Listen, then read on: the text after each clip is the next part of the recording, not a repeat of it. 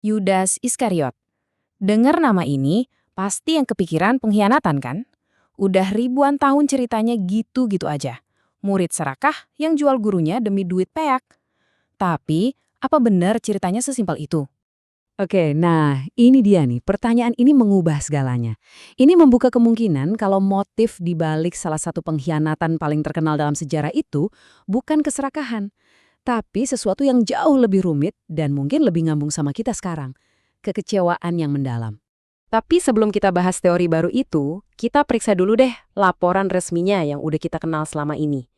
Yuk kita lihat tuduhan klasiknya terhadap Yudas. Selama ini kan narasi yang kita dapat tuh jelas banget. Yudas itu digambarin sebagai sosok yang serakah, tukang tilep, uang kas murid-murid. Dia jadi contoh utama tentang bahayanya cinta uang lebih dari iman. Ya, ini cerita yang kita semua tahu. Tapi pertanyaannya, beneran motifnya murni pengen kaya raya? Nah, disinilah ceritanya mulai seru. Begitu kita lihat buktinya lebih dekat, argumen soal keserakahan ini mulai goyah. Ada satu cacat yang gede banget dalam motif yang populer ini.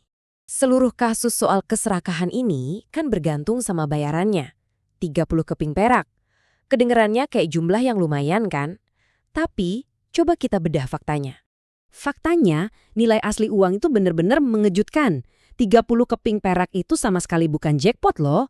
Itu tuh kompensasi standar dalam hukum buat nyawa seorang budak, jumlah yang sangat menghina. Dan poin paling pentingnya nih, sebagai bendahara, Yudas bisa aja ngambil jauh lebih banyak diam-diam kalau emang uang tujuan utamanya. Gak masuk akal kan? Pertanyaan ini membawa kita ke jantung investigasi kita. Kalau keserakahan bukan motif yang kuat, berarti pasti ada sesuatu yang lain kan? Sesuatu yang lebih dalam, yang mendorong Yudas ngelakuin apa yang dia lakuin. Disinilah kita beralih ke motif yang lebih kompleks dan ya menarik secara psikologis.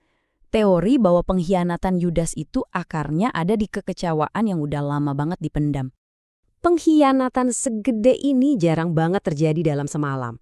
Gak mungkin kan seorang murid yang udah ngikutin gurunya 3 tahun, tiba-tiba bangun pagi, terus mutusin buat ngejual dia dengan harga murah. Keputusan ini kemungkinan besar adalah puncak gunung es dari emosi yang udah membusuk lama. Jadi, apa sih yang bikin Yudas kecewa berat? Kayaknya, ini semua soal ekspektasi. Yudas dan banyak orang lainnya ngelihat Yesus sebagai Mesias politik. Mereka bayangin seorang pemimpin yang bakal ngebebasin Israel dari Romawi. Yudas mungkin udah ngebayangin dirinya dapat posisi penting, mungkin jadi menteri keuangan di kerajaan baru itu. Tapi ternyata misi Yesus sama sekali beda. Dan kekecewaan ini makin parah karena ada konflik nilai yang mendasar di lingkaran terdalam Yesus. Ada satu momen spesifik di mana konflik ini meledak ke permukaan. Oke, kita pindah ke kejadian di Betania. Tepat sebelum pengkhianatannya, Yesus diurapi pakai minyak narwastu yang super mahal sama Maria. Buat kebanyakan orang ini tindakan cinta yang indah banget. Tapi buat Yudas, ini pemborosan yang gak masuk akal. Coba deh dengerin logikanya. Dari sudut pandang seorang bendahara, seorang manajer, Yudas itu bener loh.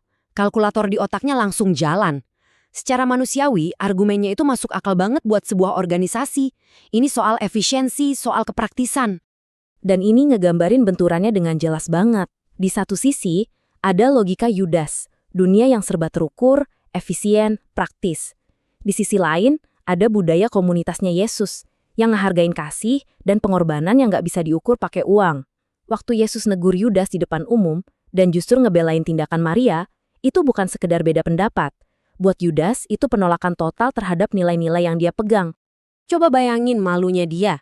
Sebagai bendahara di lingkaran inti, suaranya, logikanya, malah nggak dihargai. Dia sadar kalau cara pikirnya itu udah nggak nyambung lagi sama budaya di sekitarnya. Nah, saat itulah rasa kecewa itu mulai jadi racun. Dia nggak lagi ngerasa jadi bagian dari kelompok itu. Sekarang, mari kita telusuri gimana perasaan terasing ini membusuk.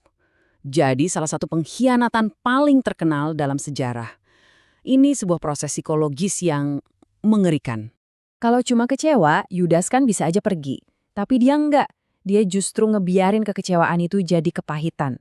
Dia tetap duduk di meja makan, ikut perjamuan, sambil nyembunyiin pemberontakan di dalam hatinya. Puncaknya adalah tindakan yang paling jahat.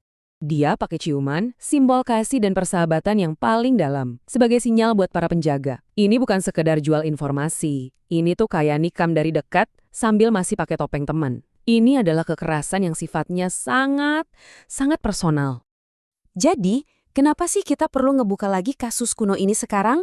Karena cerita Yudas ini ternyata jadi cermin yang kuat banget buat kita hari ini. Coba deh pikirin. Waktu kita dikecewain sama gereja, organisasi, atau pemimpin kita, seringkali kita nggak langsung pergi gitu aja.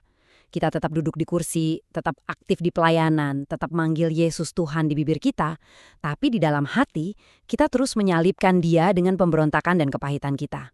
Kita jadi kayak Yudas, berpartisipasi dari luar sambil mengkhianati dari dalam. Dan inilah pertanyaan terakhir yang ditinggalkan oleh kisah ini. Ini adalah peringatan bahwa kekecewaan yang gak diselesain, yang dibiarin membusuk dalam diam, punya kekuatan buat mengubah seorang sahabat jadi musuh. Sebuah pemikiran yang patut kita renungkan bareng-bareng.